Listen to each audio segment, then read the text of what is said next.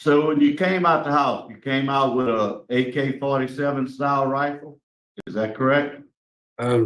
Yes, it was actually a AR-15. It was on a 1-point sling under my jacket. Okay, and any particular reason you didn't put it down when the cops kept telling you to? I know you didn't fire it, but No, it was just hanging from below my arm. I didn't have my hands on it. It was, I was afraid to reach from, and there's no way I could unbutton it from the harness without reaching. And that's. A Bienville Parish man who was shot by a Bienville Parish Sheriff's deputy after an armed standoff at his home last week has been released from the hospital and been transferred to jail. Stephen Julian was transferred to Claiborne Parish Detention Center today.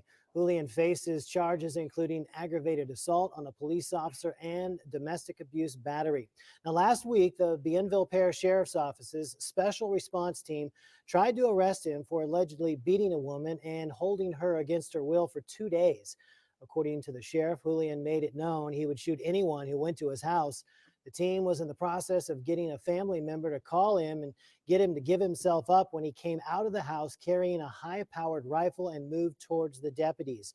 That's when they shot him. Well, he received a 10-year sentence for that and now up for parole. But before we watch this 2024 hearing, we are going to take a blast to the past, his 2021 parole hearing, and I have to ask for forgiveness. It includes a list of parole board members that I simply, well, when you put them together, you'll get what you get, and that's Victor Jones, Brennan Kelsey, Jim Wise, and of course, Miss Wise.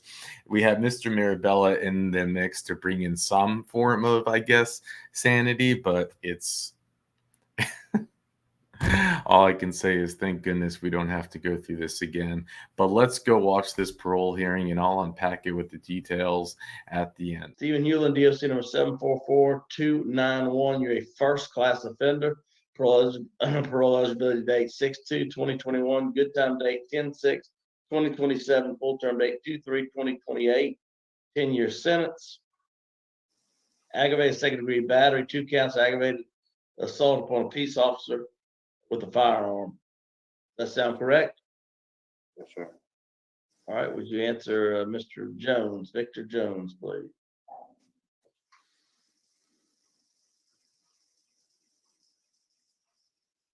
You're on mute, Mr. Jones. You're on mute, Mr. Jones. Basilian, how you pronounce your last name? Can you hear me? Yes. Hello. Can you hear me?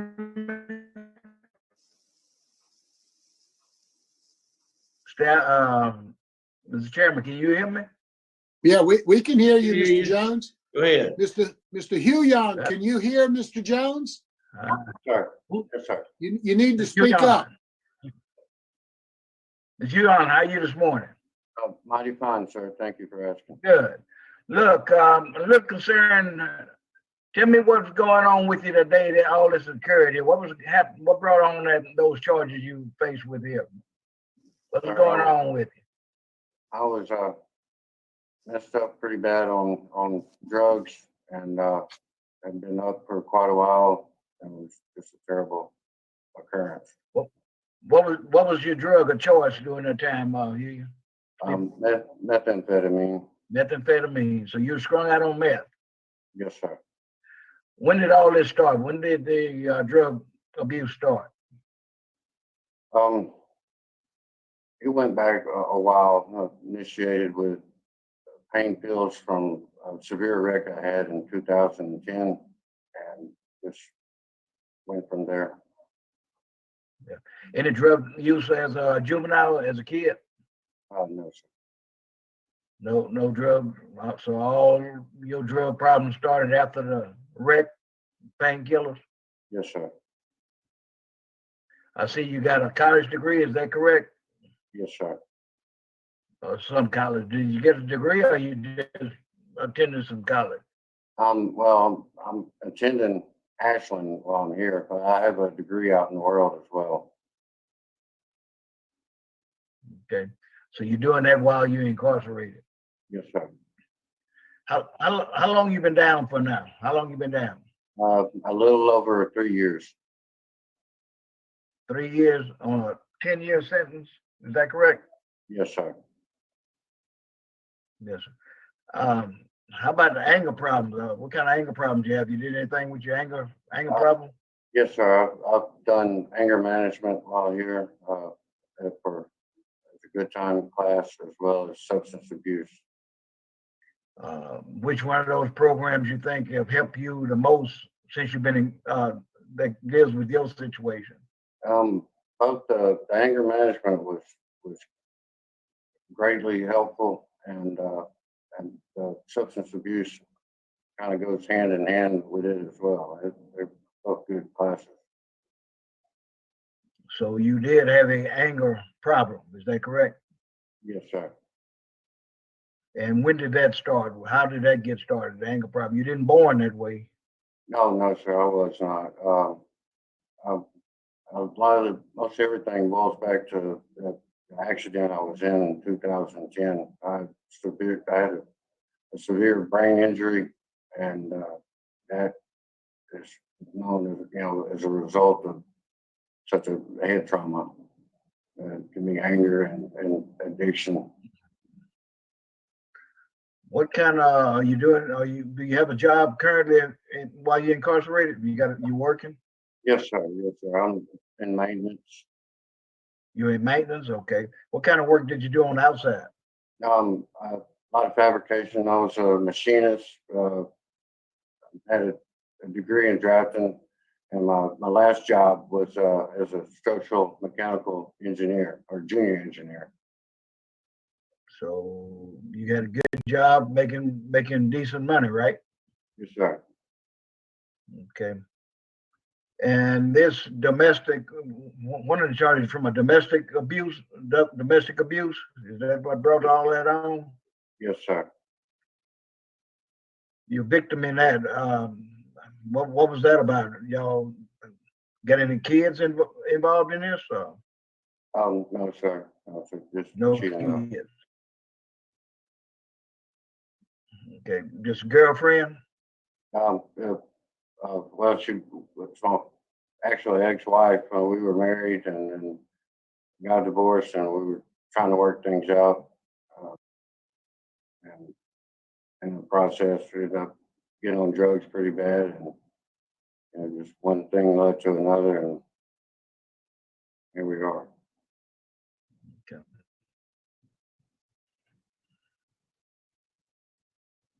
Okay.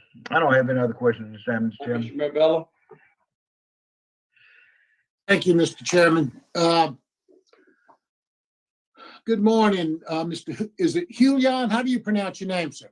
Hewlin? Hewlin, okay. Yes, sir. Mr. Hewlin, you indicated that you were involved in an automobile accident in 2010. Yes, sir. Is that the case where you got the DWI? Yes, sir. Okay. And you said from that automobile accident, you began using pain medication and got hooked on drugs. Is that fair to say? Yes, sir. That's Okay. quite fair. What did you get the DWI for? Were you drinking? I had a few drinks. Yes, sir. Okay, so let's talk about your drinking. How long had you been drinking? Since your life, your whole life? Just occasionally, since I was 18. I never. What happened in that automobile accident in 2010? I mean, how did it happen? It was one car collision or two Yeah, cars or what? It was just a single car accident. Sir, I come around the curve, and passenger side front wheel come off the shoulder of the road, and it was quite a steep roadbed. And whenever I went to come back on the road, I spun out and hit a tree. Okay. And can you tell me a little bit in kind of layman's terms what your injury was? It was a traumatic brain injury. My whole head was crushed in. My face hit the support pole between the windshield and the driver's side window, face first, and it crushed my whole front of my head in. You obviously had some sort of surgery. How many surgeries have you had? I believe 3. I've had extensive reconstructive surgery. I have 18 titanium plates in my head. And were you married at the time? Yes, sir, I was. I see you had a domestic abuse battery about a year later. Tell me about that. Is that with your wife, the victim in the ex-wife, the victim in this case? Yes, sir. Okay.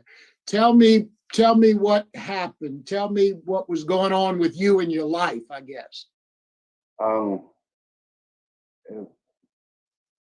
Just a really big blur. A lot of pain medication, and she at the time was taking my pain medication, and it just we got into it. Okay. Let me ask you this. From the time of the automobile accident until you were able to ambulate, get around, move around, etc., how long did it take you kind of to recover from those surgeries? Well, sir, to be honest with you, I'm actually still recovering. Well, I do understand that, and that was going to be my next line of questions. But physically, when you got in this when you got involved in this domestic abuse battery with your ex-wife, the first one, were you well? Were you bedridden? Were you? No, sir. I was moving around. I was still trying to piece things back together, in my head, and I would say approximately 2.5 years it took me to start trying to come back. How old are you now? I'm 44, sir. So you were about 33 when this accident occurred? Yes, sir. And before that, you went to college before then? Is that right? Or yes, sir. I went to college straight out of high school, at age 17, and then began my career. Went to work for a machine shop, Webster Machine, in Minden, of drafting and programming CNC machines, and just went from there. prior to that DWI in 2010, had you ever been arrested for anything before? No, sir. Not that I can recall. Okay. Well, you know, I can tell people what I've been arrested for in my life because it's personal to me. You don't remember being arrested before 2010? You'd have remembered it, I would imagine. I'm not talking about a traffic ticket. I'm talking about getting picked up, put in jail for something. Oh, no, sir. No, sir. All right. Okay. Now, so up until it's fair to say all of your problems started with this wreck. Yes, sir. Now, how are we going to be able to control that when you get out? You talked about your anger management. You talked about your substance abuse. Tell me how you're going to be able to control your anger and your medications. I intend on leaving all medications behind and attending, some counseling, getting with a good psychiatrist, and go take that route, and of course, church. Are you in pain at any time since you've been in prison from the accident? I mean, Yes, sir. It's a lot of nerve damage. It don't really go away, but you learn to live with it, sir. Okay. It sounds like you're working pretty hard, Mr. Hewlin. Yes, And Sounds like up until this accident, you were a law-abiding citizen, hadn't had any trouble. Sometimes we find ourselves in very difficult situations, and you found yourself in one. But we've got to make some decisions. We want to protect society, and we want to make sure you don't come back to jail with us, okay? Yes, sir. So I'm going to listen to everybody else before I make up my mind. So I appreciate your answering my questions. Thank you. Yes, sir. Thank you. Hey, Ms. Purwise, Good morning, sir. How's it going? Mighty fine, man. How are you? Good. I'm doing good. Thank you for asking. I just want to inform you as a part of this process that we reach out to the law enforcement community where you were convicted to get their opinions about early release. Yes, And ma'am. there's a lot of opposition expressed. Like I said, nothing you can do about it. I just want to inform you of that. Yes, One of the things that's confusing to me is that your mother mentioned in her statement that you're going to be getting SSI. yes, ma'am. I was on it prior to coming to jail for a little bit, and she and I have talked about, me maybe going back on it. I would prefer not to if I didn't have to. I think having a full-time job helps keep you occupied, and gives you some direction. That's what from the way you were talking, that's the way I felt like you were thinking.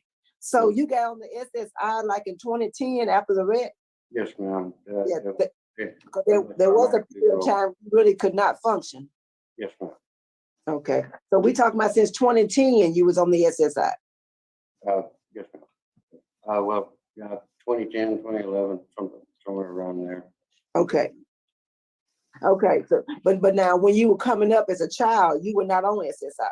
Oh, absolutely not. No, ma'am. Oh, okay, okay. I've been working since I was old enough to pull grass out of the garden. Great, great. Now your aunt mentioned in her statement, Miss Virginia, that you have many mentors that can help you. Who are these mentors? A lot of my church family, men that I grew up around and have known my Well, whole. this name is called out one or two. Now, that's what we're trying to get an idea of. If you're released, that you're going to be okay. So Yes. if you got into it with a girlfriend, who would be the first person in your mentor group that you would pick up and phone and call? Actually, probably my father.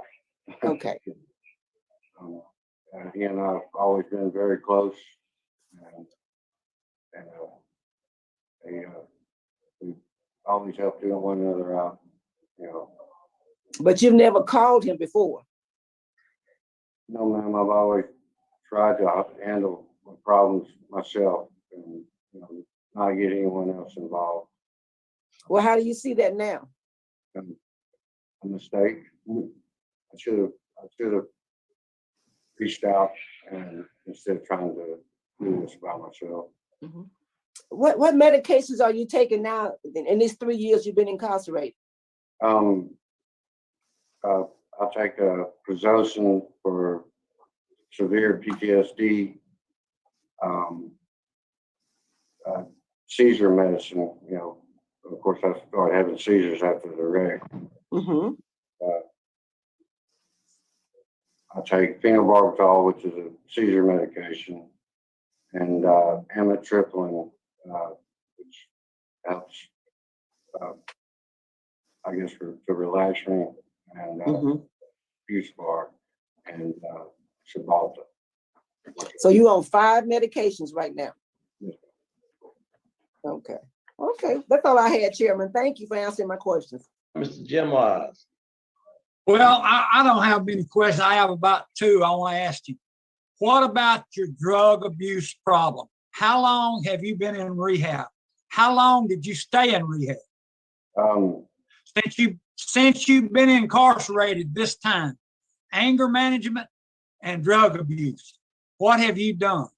I say you have 120 something days. That's not a lot. Yes, sir. Like I said, I've taken the anger management. I've taken the first phase of substance abuse.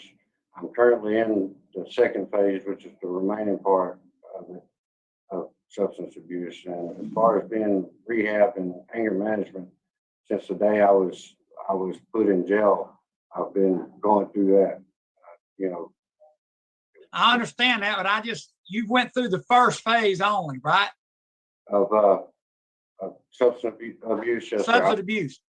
Yes, sir. I'm in. Okay, thank you. I don't have any questions. All right, now we'll hear from Ms. Hewlin. Linda. Take your mute off. Okay, Yes, honorable members of the parole board, I would like to thank you for the opportunity to speak on behalf of my son, Stephen. I'm Linda Wilson Hewlin, speaking in support of my son, Stephen Hewlin. My husband and I feel like that Steve has been rehabilitated. We speak with him since the COVID most every day, and he always calls us and we say good night to each other and everything. And in speaking to him, we both can tell that he a sense in his voice and of his attitude and everything being different. He has stressed that he caused his own problems. He tells us and his kids that all he wants is to get out, get a job, and reunite with his kids, his family, his church, and community. He will have a strong support system from his family, church, and community, whether it be physically, financially, or spiritually. He is well educated. He has a degree in drafting, machine shop, and various other skills. He's always, before this wreck, he always kept a job. He would get up in the wee hours of the morning and go to his job, checking with any of his employees. You can find out that he was a great employee. We feel that he will be able, with the support and the will of God, to achieve whatever he desires. His father and I are hitting close to 80 years of age and could sure use his help at this time in our lives. Again, thank you for your consideration and this opportunity to speak on behalf of my son, Stephen Hewlin. All right, thank you. Now we'll hear from Jenna Lee. Go ahead, Ms. Duck. Hello, this is Jenna Lee Duck. I want to thank the parole board for letting me speak on behalf of Stephen Hewlin. Can you hear me? Yes, ma'am. Okay. I feel that Steve has been totally rehabilitated. He is not the same man that he was. And a lot of all that stemmed from that wreck, and then mixing drugs with that did not help. And we both were on drugs, and we were not helping each other. And neither one of us would reach out. We just tried to deal with it ourselves. So I feel it's time for him to come home. I think that he has been rehabilitated, and I believe that he's the man that I married. And I'm strongly, for him coming home. All right, thank you so much. All right, Stephen, would you like to make a statement on your behalf? Yes, sir. I do feel that I've been rehabilitated, and I'm about 3 weeks away from finishing the remainder of my substance abuse class, and I'm looking forward to getting out, being with my family, my children, rejoining my church family, and regaining gainful employment, and again a good contributing citizen to my community. There's not a day goes by I do not regret what has happened, but I know this has been all part of God's will, and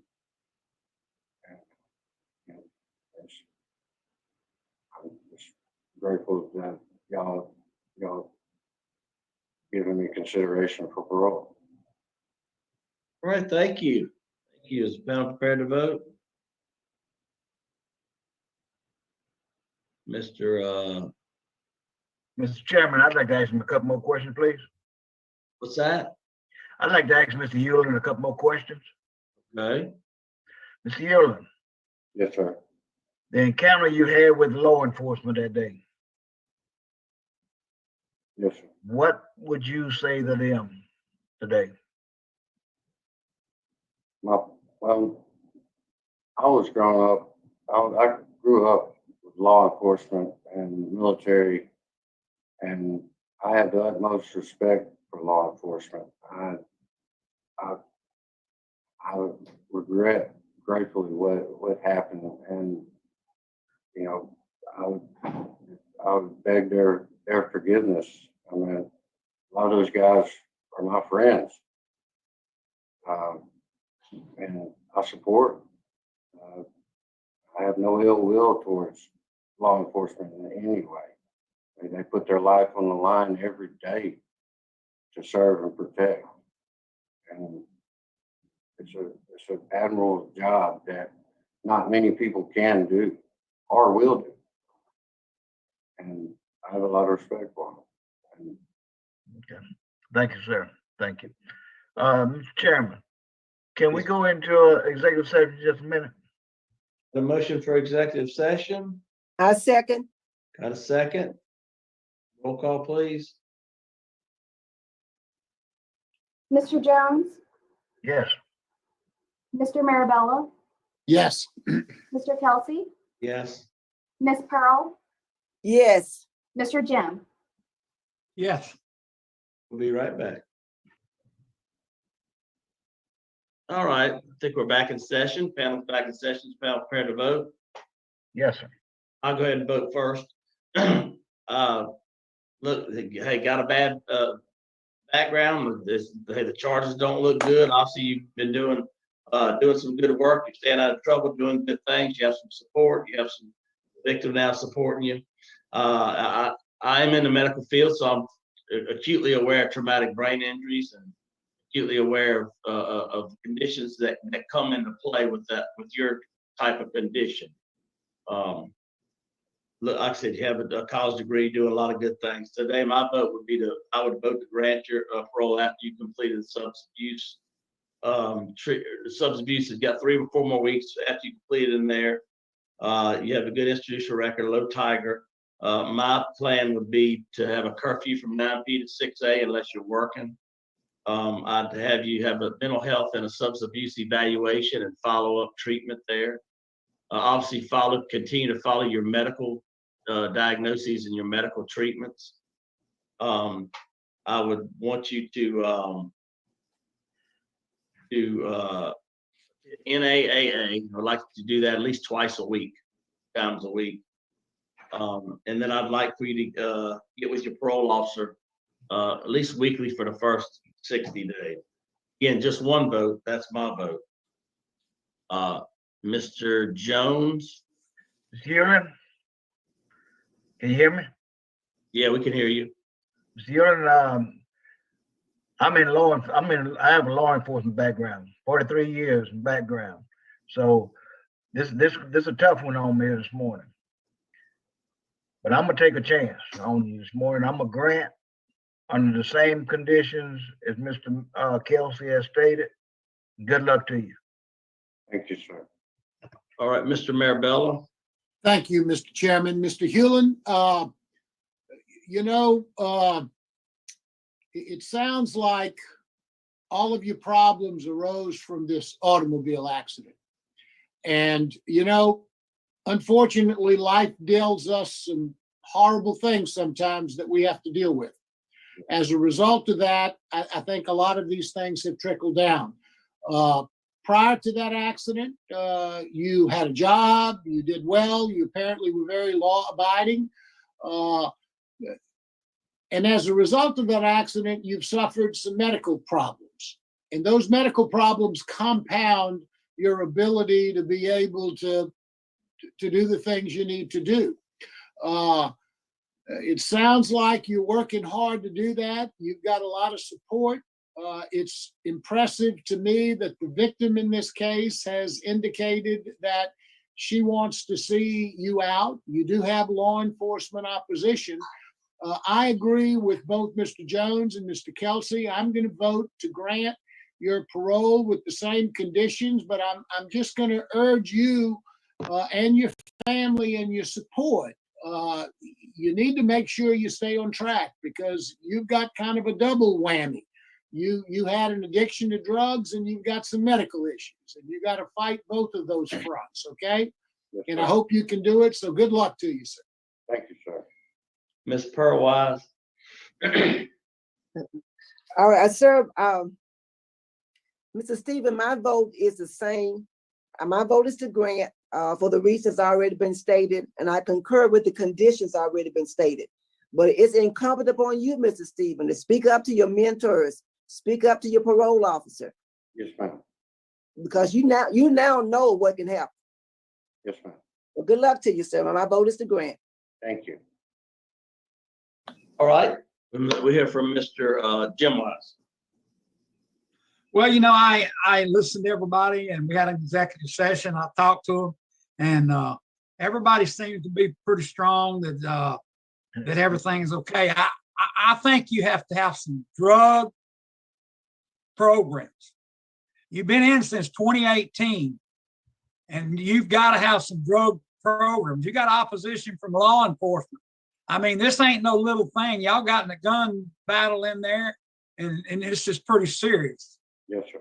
And drugs has been a problem for you for a long time. Am I correct? Yes, sir. Today, I'm going to be voting to deny your parole because I think you needed to complete all 4 phases of substance abuse and anger management. You have strong opposition from law enforcement and victims. You're working in the maintenance, you said a while ago. You need to get with them and let you take off and do some program, because I see you don't have but 120 days of credits where you've done program, and let them do you some programs and write back. So that's my vote today. All right, you have 4 votes to grant your parole, 1 vote to deny your parole. Unfortunately, your parole's been denied for today. We will adjourn at 10:19 at Claiborne. Thank you. Thank you. So denied, and denied because of 1 vote, Jim Wise. And we've seen him do this so many times where the board will say, well, we'll grant as long as you take these programs. And then Jim Wise, because he's not paying attention, will say, I'm denying because you need more programs. And it's like, now, I don't know if they should have granted. There's something scary about the way he handles the hearing with this. Like, it's just, I don't know. There's something to me that makes me nervous. I could almost see him like tomorrow walking out of his house with an assault rifle strapped around him, looking for a way out by a police officer. That's just the vibes I'm getting. Feel bad for his mother. Great for the victim survivor to forgive him. But it's now I know that Sir Richard explained this to me a bunch of times. I just can't remember why this particular case he needs a unanimous vote. And they have 5 board members on the panel.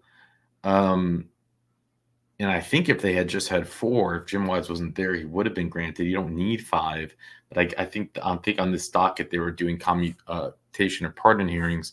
But, it just goes to show it's often can be a luck of the draw, because if Jim Wise wasn't there, he wouldn't have had to wait another 3 years for a parole hearing. And that's what we're going to do. We're going to fast forward to the present day, October 21st, 2024. And we are going to watch his parole hearing and see if he does any better. And then I'll unpack it with what details I have at the end. So with that. All right, and we have before us Mr. Julian. Yes, ma'am. Would you introduce yourself? Tell us your name and DOC number.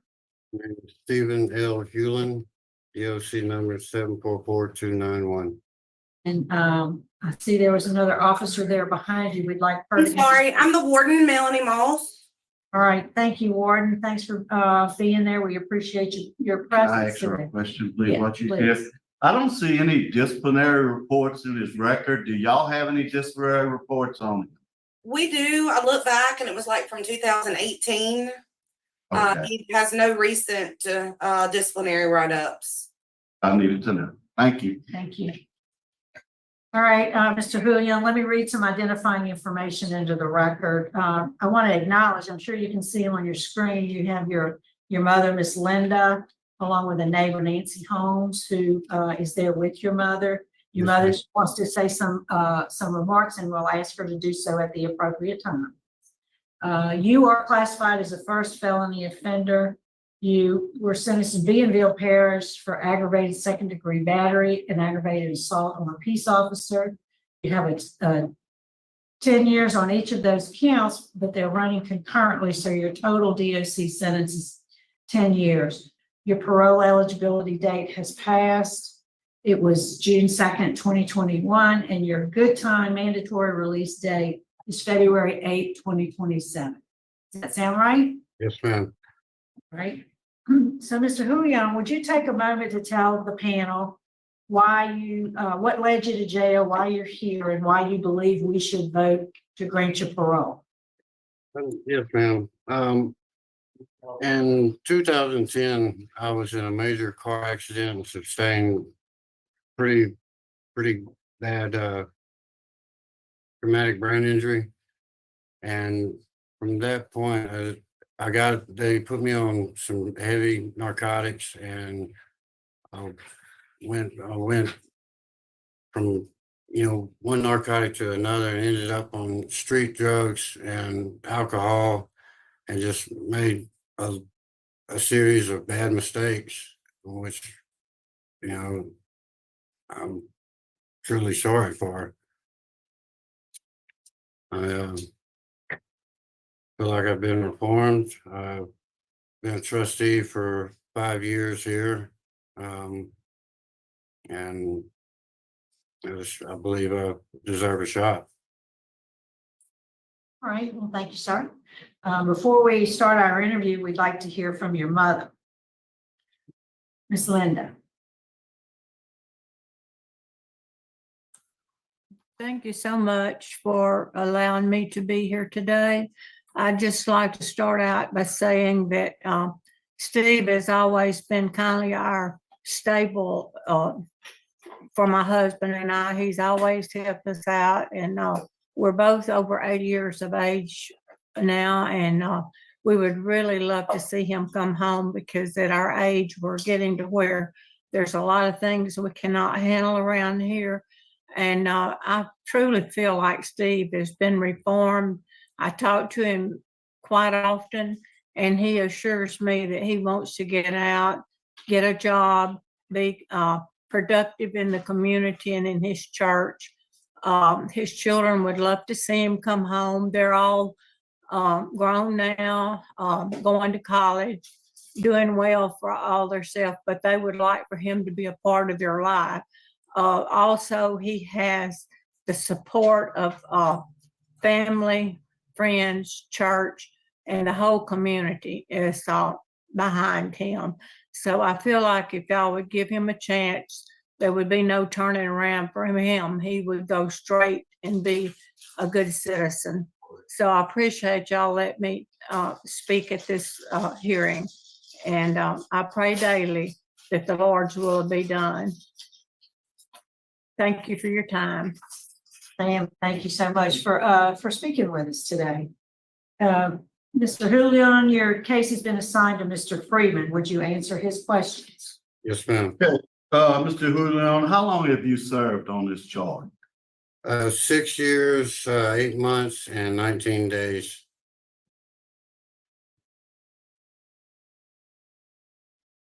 That's 68% of the sentence. Okay, and you're a first felony offender. How old are you?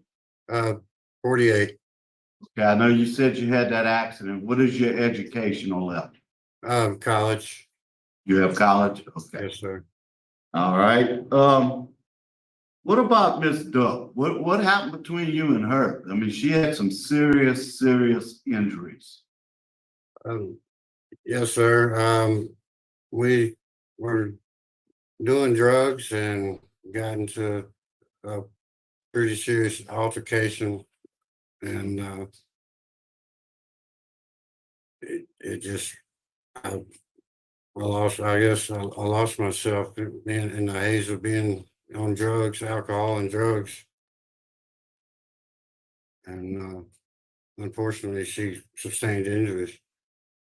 Yes, like I said, some pretty serious injury, broken bones and internal injuries. So at that time, you had made a statement that if the police came, that there was gonna be a battle, one of y'all would get killed. Was that your state of mind back then? No, sir. That that was what was said is what she actually told the police that I said at that moment. And I mean, I've had a lot of friends on the police department, and I'm thankful that they intervened that day, because if they had not, I would likely be dead or worse myself. Now, Miss Miss Duck, she and I both had some pretty serious chemical dependency issues. Okay, do you still know her? Do y'all still speak? Unfortunately, she is deceased. She passed in August from I'm not quite sure what is, if it was drugs or something else. I haven't heard. Okay, because yeah, she had stated she would be here today, and I don't see her on Zoom or anything. Okay, so when you came out the house, you came out with a AK-47 style rifle. Is that correct? Yes, it was actually a AR-15. It was on a 1-point sling under my jacket. Okay, and any particular reason you didn't put it down when the cops kept telling you to? I know you didn't fire it, but No, it was just hanging from below my arm. I didn't have my hands on it. It was, I was afraid to reach from, and there's no way I could unbutton it from the harness without reaching. And that's okay. That's my main concern is the lots of violence in your past. What classes have you taken to address your violence? anger management, substance abuse, and daily prayer. Okay. All right. Where are you gonna live? Where are you gonna work? I'm gonna live with my parents is where I will parole out to until I build me a house. And I have a job with Pixley Logging. It's a local logging company up here in Claiborne Parish. I should have a work agreement on file with my paperwork with y'all, but he's agreed to give me a job. Okay, let's see, and you took a lot of classes. I've seen that. You have support letters from your son, Mr. Thomas Hitch. I hope I said that right. A retired correctional officer, and your aunt Virginia and neighbor Nancy. I have no further questions. Okay. Any other questions? Yeah, back in January 2011, you were arrested for aggravated second-degree battery. And that case ended up getting processed in December. What was the circumstances involved in that case?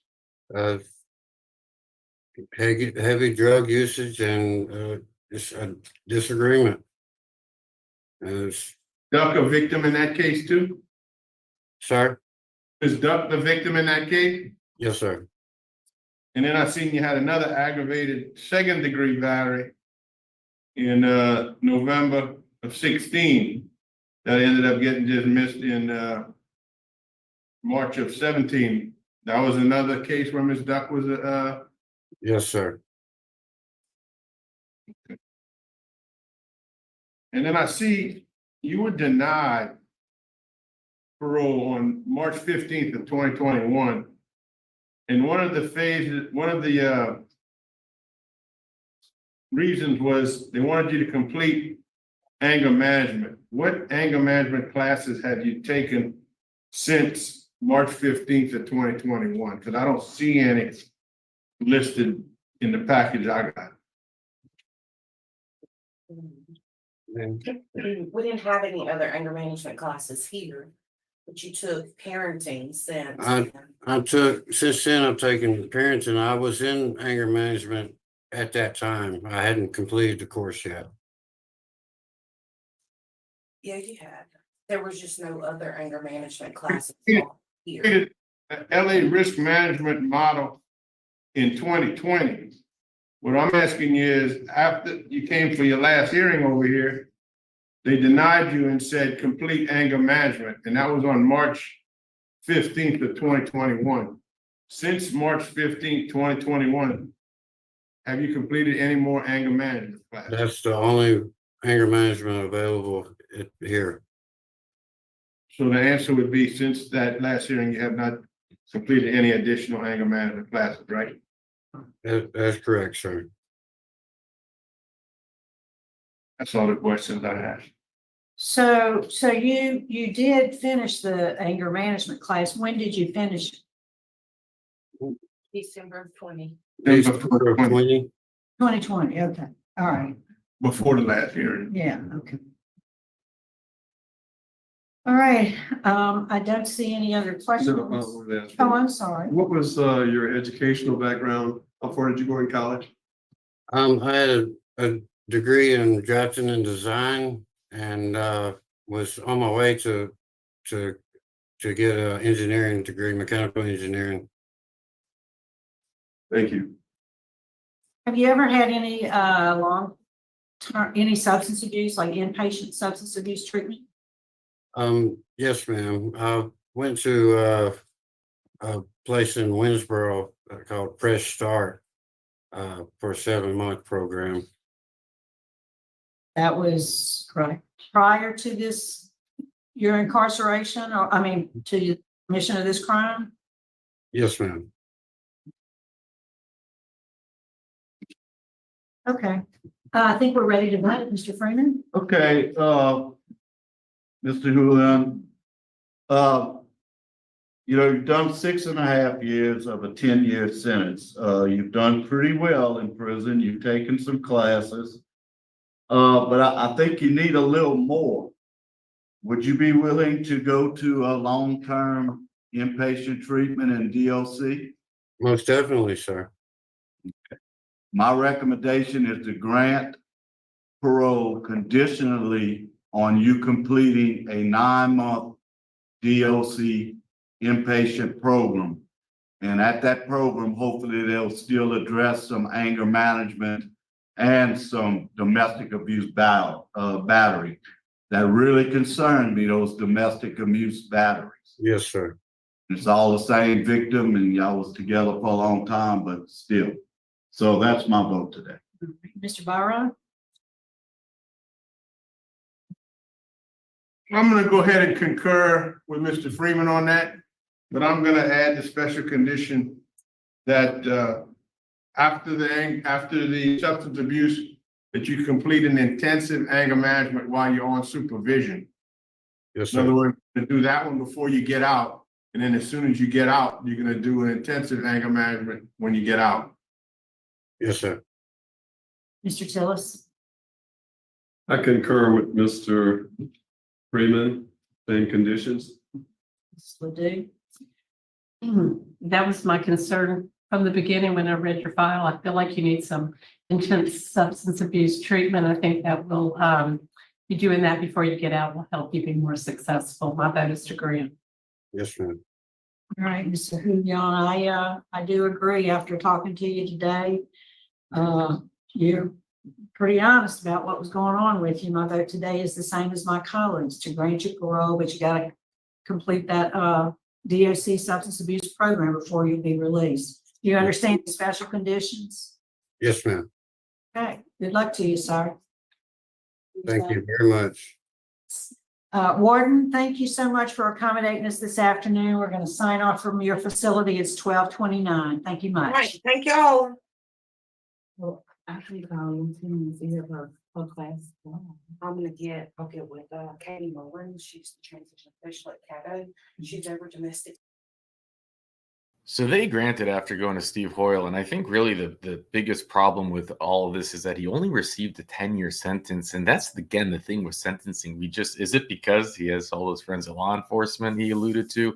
I mean, he goes back to 2010, the accident and the addiction, which a lot of us can relate to and understand. That's the whole opioid thing, but it's like 8 years later he has this. Plus he has this 3 violent crimes, and they're seriously violent and dangerous, and also his tone, his personality was the same today as it was 3 years ago, or almost 4 years ago. And I don't know, for some reason it just scares me. Again, I can just see him getting out and like doing the whole thing over. And we have covered parole hearings where we have seen just that thing happen. Someone gets paroled and then they end up in a shootout. They end up in a getting off by cop situation. We've covered it, and it goes in the playlist, The Return of.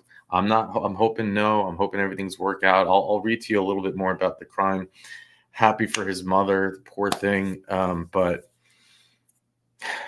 I don't know. It felt like the parole board in both cases didn't really. All right. So, I guess you might argue, well, look, he's doing great in prison. He only got X amount of time left to serve. He's putting one more program. Why keep him out any longer? That's the counter argument. But so the shooting took place in January so remember, they call him over. The police come out there. He comes out with a gun on him, and they let him get away with it. Oh no, it was just in a sling, and I didn't reach for it. I had no idea what to do. You walked out with a gun, okay? Like Anyways, the shooting took place on January 26th at Julian's home, in Bentonville Parish. Officers' response to the team tried to arrest him in connection with an incident where he allegedly beat a woman and held her against her will for 2 days. This is the woman who died while he was locked up. One of Julian's family members took the woman to Shreveport Hospital. A deputy secured arrest warrants for Julian after interviewing her there. Julian made it known that he would shoot anyone who went to his house. Balance said that is which is why the tactical unit was sent to arrest him. They were in the process of making arrangements for a family member to call him and get him to give himself up when he came out of the house carrying a rifle. One SRT member fired at Julian when he continued to advance some deputies. He never fired the weapon back. So I guess he's just really lucky to be alive. I mean, you don't usually make it out of that one. Usually, how many times have we seen in all this body cam footage, if you walk out with the rifle and there's a shot fired by a police officer, next thing you know there are 100 shots fired within an 8-second period. But he's alive. It's an interesting thought, right? Where he is out.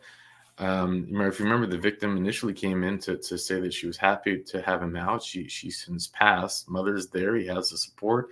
Smart guy, went to college, right? Just hopefully he never does get hooked back on, and hopefully he does well. I am rooting for him. The program can be about 9 months, Steve Hoyle, if he doesn't make any mistakes. And one pro thing, I guess, to give him is that when they said, hey, would you go to Steve Hoyle? He, without hesitation, said yes. And you can't take that for granted. Not everybody says that. Some people say, if you want me to. Some people ask questions. He was just like, yeah, I'm down. So hoping for the best, and we will keep you updated if anything does change. And that's why you should hit the notification bell so you'll get those updates. So many of you don't. The whole YouTube thing is not that friendly. And do subscribe, help the channel reach 100,000 subscribers. Thank you, Sir Richard, as always. And with that, I will let you go. I feel that Steve has been totally rehabilitated. He is not the same man that he was. And a lot of all that stemmed from that wreck, and then mixing drugs with that did not help. And we both were on drugs, and we were not helping each other. And neither one of us would reach out. We just tried to deal with it ourselves. So I feel it's time for him to come home. I think that he has been rehabilitated, and I believe that he's the man that I married. And I'm strongly, for him coming home. All right, thank you so much.